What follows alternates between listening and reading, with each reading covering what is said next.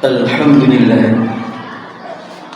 لله الذي أنعم علينا بنعمة الإيمان والإسلام.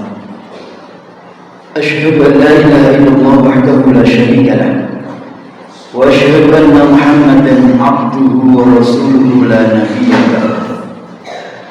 اللهم صل وسلم وبارك على سيدنا محمد وعلى آله وصحبه ومن تبعهم بإحسان إلى يوم الدين. أما بعد فيا أيها الناس اتقوا الله حق تقاته ولا تموتن إلا وأنتم مسلمون. قد قال الله تعالى في كتابه الكريم: أعوذ بالله من الشيطان الرجيم، بسم الله الرحمن الرحيم. يا أيها الذين آمنوا اتقوا الله حق تقاته ولا تموتن إلا وأنتم مسلمون. وقال تعالى أيضا: أعوذ بالله من الشيطان الرجيم، إن الذين قالوا ربنا الله ثم استقاموا تتنزل عليهم الملائكة ألا تخافوا ولا تحزنوا وأبشروا بالجنة التي كنتم توعدون. صدق الله العظيم ونحن على ذلك من الشاهدين. Masyaallah hadirin saudara-saudaraku yang hadir dalam majlis Jumat di Masjid Haji Rahmati Allah Subhanahu wa taala. Bersyukur kita kepada Allah Subhanahu wa taala yang telah memberikan kesempatan kepada kita untuk hadir dalam Masjid Jumat ini. Semoga kita senantiasa meningkatkan rasa takwa kita kepada Allah Subhanahu wa taala. Inna khairal zadi taqwa, sungguh bekal terbaik kita menghadap Allah adalah ketakwaan kita. Fatazawwadu fa inna khairal zadi taqwa. Berbekallah kalian, sesungguhnya bekal terbaik kita menghadap Allah adalah ketakwaan kita. Mengerjakan semua yang menjadi perintahnya dan menjauhi larangan-larangan. Masyaallah rahimahullah, di awal tahun 2023 ini kami juga mengajak marilah kita senantiasa meyakini dan menyadari bahwasannya ketika tahun berganti itu usia kita, jatah usia kita sesungguhnya semakin pendek. Ketika tahun-tahun seperti ini, maka kemudian kita teringat dengan hadis Rasulullah SAW, "Man kana yawmuhu khairan min amsihi fahuwa rabih." Barang siapa yang hari ini dia lebih baik daripada kemarin, dialah orang yang beruntung. Masyaallah rahimakumullah, pengertian lebih baik berarti kita menjadi pribadi yang lebih takwa, menjadi pribadi yang lebih bermanfaat untuk yang lain, menjadi pribadi yang dengan keislaman yang telah Allah berikan kepada kita berusaha untuk menjalankan semua perintah-perintah agama yang kita cintai. Allah Ta'ala berfirman, innal ladzina qalu rabbuna Allah tsumma istaqamu. Sesungguhnya orang-orang yang dia itu sudah meyakini, mendeklar bahwasanya Tuhan kami adalah Allah dengan bersahadat. Oleh karena itu hadirin, ketika ada seorang mu'alaf masuk ke dalam Islam, maka dia diharuskan untuk mandi dulu. Setelah itu dia membersihkan pakaian yang dia pakai. Kemudian dia bersyahadat asyhadu an la ilaha illallah wa asyhadu anna Muhammadar Rasulullah. Dan yang keempat tahapannya lah dia diajari untuk ibadah, dan ajaran ibadah pertama adalah sholat. Ketika kemudian orang itu mengatakan Tuhan kami adalah Allah, setiap hari kita mendeklar ini dalam sholat-sholat kita. Asyhadu an la ilaha illallah wa asyhadu anna Muhammadar Rasulullah. Syahadat maknanya dalam sekali hadirin. Makanya meskipun syahadat ini adalah bahasa Arab dan terkam pendek, tapi sekelas Abu Jahal dia tidak akan pernah mau mengatakan syahadat itu. Sekelas Abu Lahab pun demikian, karena sesungguhnya mereka yakin setelah mengucapkan syahadat itu ada kewajiban-kewajiban yang harus segera dipenuhi. Setelah mengucapkan syahadat itu semua kemudian mereka istiqomah. Pengertian istiqomah itu hadisahullah adalah berusaha untuk terus menjalankan perintah-perintah Allah di sepanjang sisa usia yang dia punya. Istiqomah ini adalah tetapnya hati, tetapnya perbuatan dalam ketaatan kepada Allah Ta'ala. Oleh karena itu kewajiban-kewajiban kita, sholat 5 waktukah itu, seorang yang istiqomah akan berusaha menjalankan dengan sepenuh hati, berusaha untuk meningkatkan lagi menjadi sholatnya senantiasa berusaha berjamaah di masjid awal waktu, karena dia yakin sholat yang dia lakukan itu seperti hanya Rasul sampaikan, awwalu ma yuhasabu bil 'abdu yaumil qiyamah as-shalah. Yang pertama kali dihisab nanti hadir rahimahullah, yang pertama kali dihitung di hadapan Allah nanti di akhirat kelak hadir rahimahullah adalah sholat kita, bukan yang lain.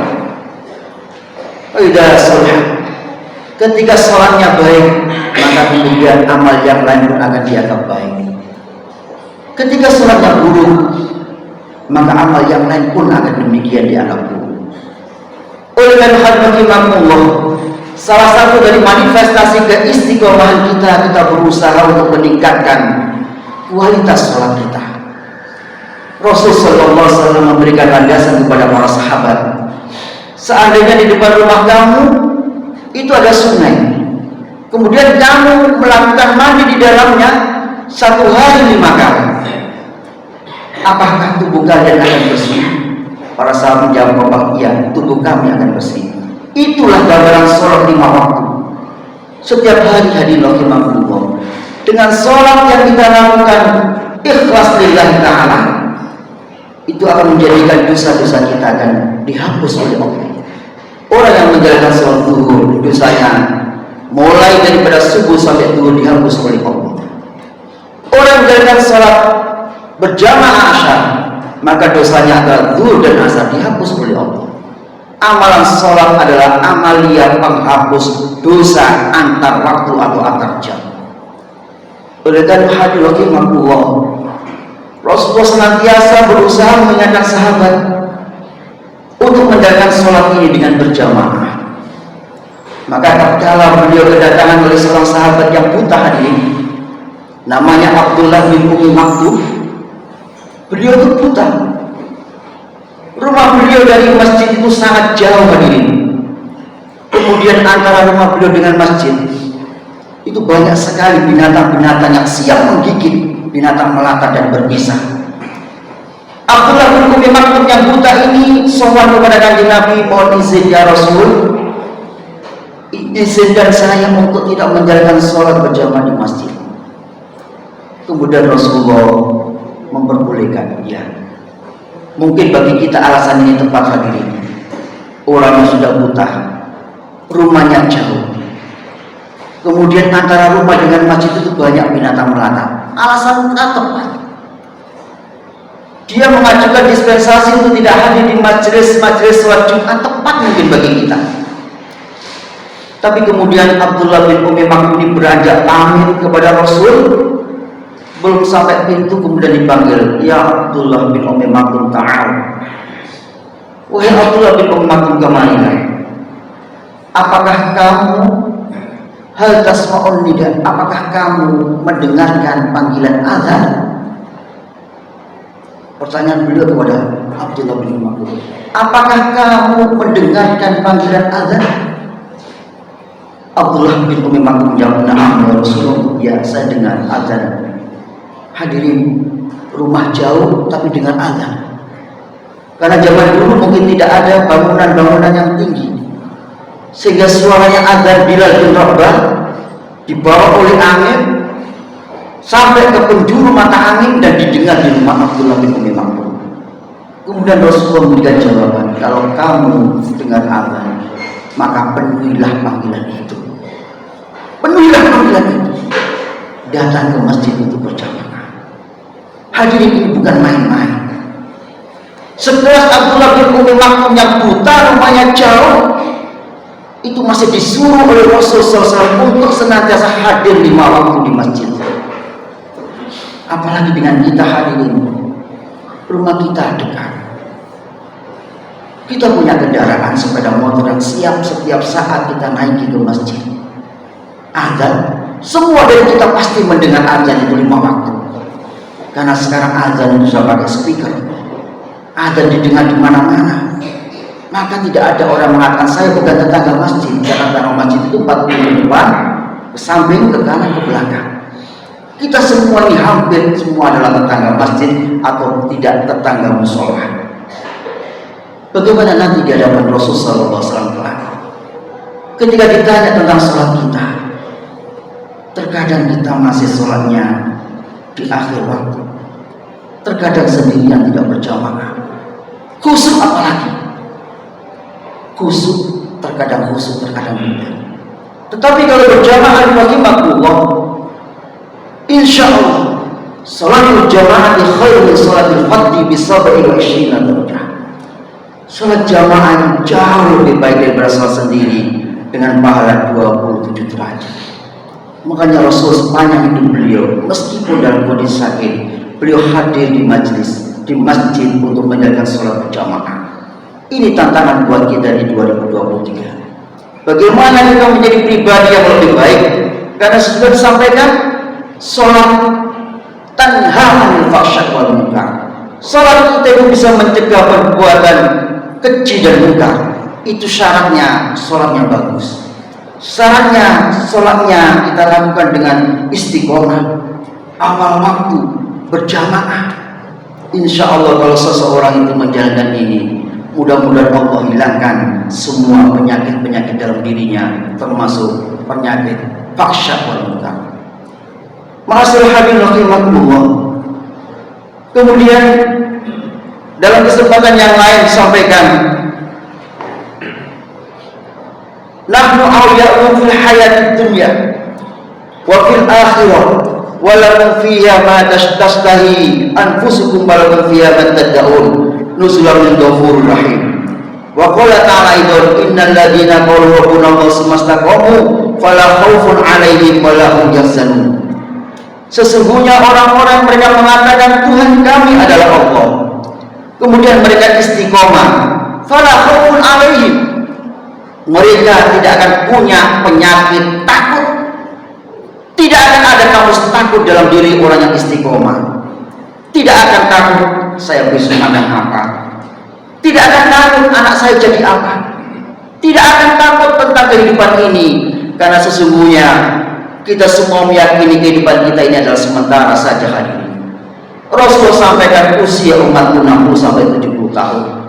Oleh karena itu ketika kita sudah beranjak 60 tahun, maka marilah kita kembali.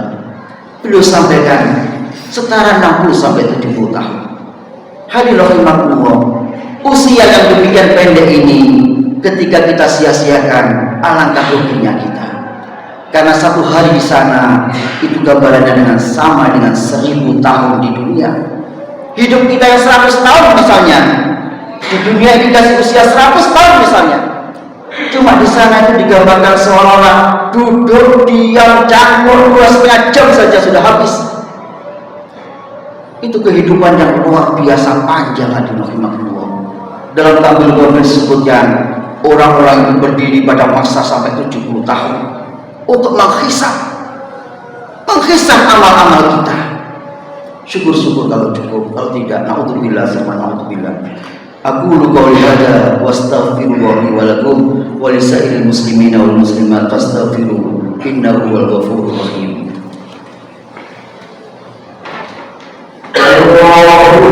Allahumma shalli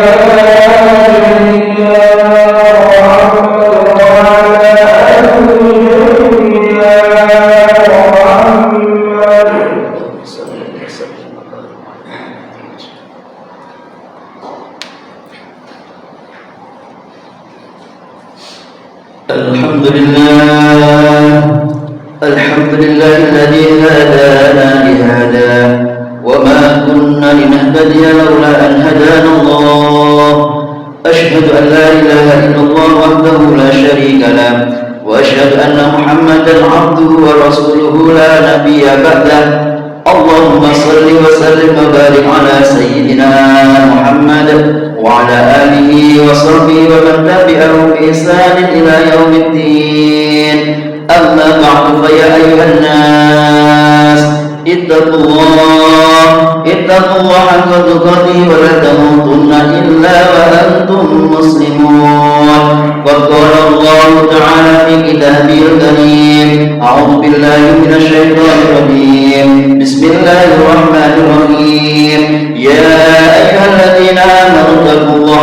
تقاته ولا تموتن إلا وأنتم مسلمون. اللهم صل وسلم وبارك على سيدنا محمد وعلى آل سيدنا محمد كما صليت على سيدنا إبراهيم وعلى آل سيدنا إبراهيم وبارك على سيدنا محمد وعلى آل سيدنا محمد كما باركت على سيدنا إبراهيم وعلى آل سيدنا إبراهيم في العالمين إنك حميد مجيد. اللهم اغفر للمسلمين والمسلمات والمؤمنين والمؤمنات الأحياء منهم والأموات إنك سميع قريب مجيب الدعوات يا قاضي الحاجات يا غافر الذنوب والخطيئات يا أرحم الراحمين. اللهم انصر من نصر الدين واخذل من خذل المسلمين. اللهم ارفع عنا البلاء والوباء والفحشاء والمنكر. اللهم انصر الإخوة المسلمين والمجاهدين في كل مكان يا أرحم الراحمين. اللهم انصرهم وثبت أقدامهم. اللهم انصرهم وثبت أقدامهم. اللهم انصرهم وثبت أقدامهم. اللهم إنا نسألك الهدى والتقى والعفاف والغنى. اللهم إنا نسألك السلامة في الدين وعافية في الجسد وزيادة في العلم وبركة في الرزق وضربة قبل الموت ورحمة عند الموت ومغفرة بعد الموت. اللهم هون علينا يا الله، هون علينا يا الله، هون علينا في سكرات الموت والنجاة من النار والعفو عند الحساب. اللهم اهدم لنا بحسن الخاتمة. ربنا آتنا في الدنيا حسنة وفي الآخرة حسنة وقنا عذاب النار. صلى الله على سيدنا محمد. الحمد لله رب العالمين. عباد الله، إن الله يأمر بالعدل والإحسان وإيتاء ذي القربى وينهى عن الفحشاء والمنكر والبغي يعظكم لعلكم تذكرون. فاذكروا الله يذكركم ولا ذكر الله أكبر.